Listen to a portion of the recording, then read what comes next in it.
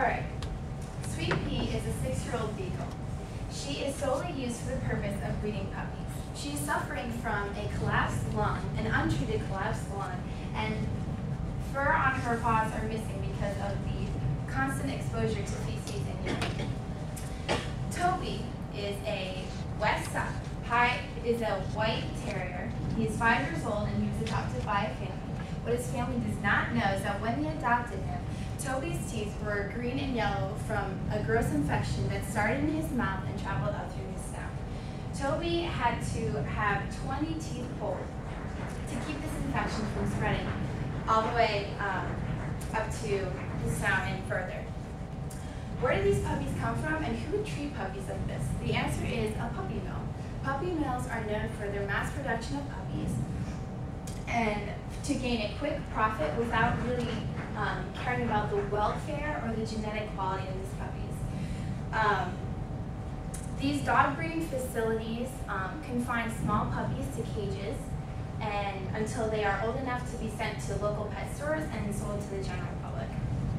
According to the American Society for the Prevention of Cruelty to Animals, these facilities started way back in 1945, right after World War II had just come to an end. Men were starting to come back and reunite with their families and start new lives.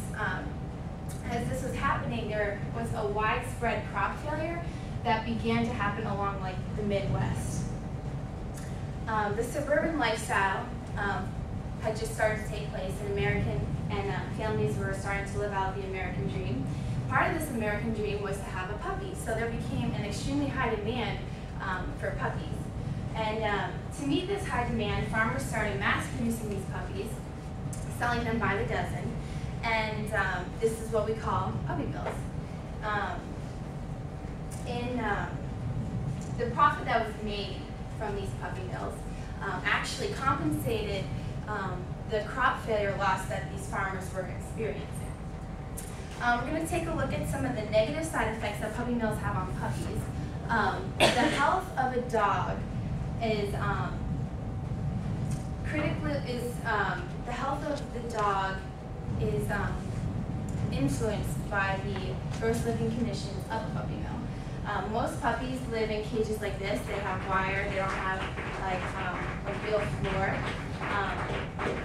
They are here 24/7, and usually there's only room for one puppy. There's usually 2 or 3 puppies in there, or 4 or 5, so something like that. If these cages are not properly cleaned, they can become a breeding ground for bacteria and diseases. Usually these puppies are not given correct veterinarian care. So what happens is, as a result of this, the females that are breeders in these puppy mills are not screened for genetic problems or hereditary defects. So as a result, the new litters and new generations of puppies have these defects also. It's just passed on from generation to generation. Once they reach the age of about 8 weeks old, they're stuffed in crates and they are sent off to local pet shops, and they are then sold to the general public.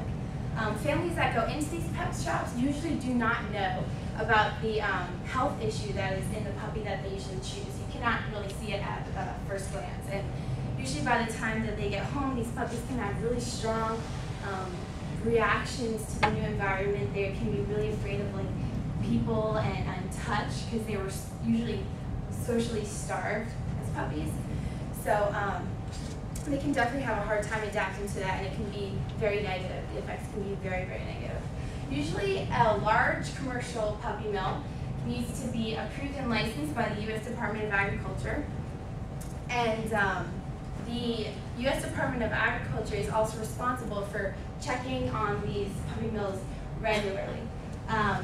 Unfortunately, the system is not on a tight schedule, so a lot of things can slip through the cracks.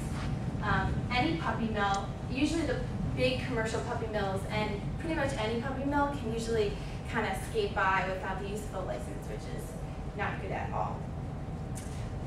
Jumping back to the story of Sweet Pea and Toby, according to the ASPCA, they did find homes. They were rescued in a puppy mill rescue mission, and they are living happily ever after in their doggy lives.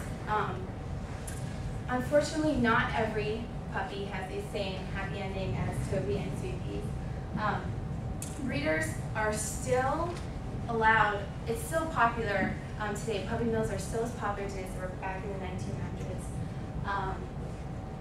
Breeders are still able to run puppy mills on extremely low cost, and they are still able to get by with having terrible living conditions for these puppies. This results in families taking home sick puppies, which eventually sometimes actually take them home. It's too late for them to save them, and usually they can die.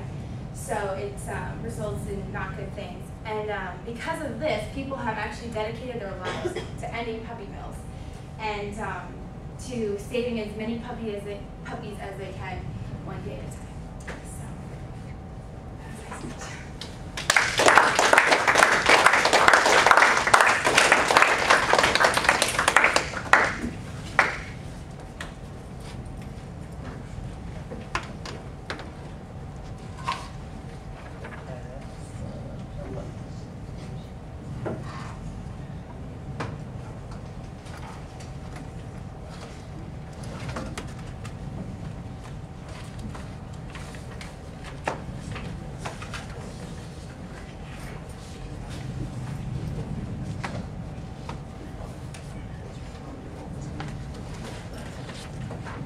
Kristen, you want to come up?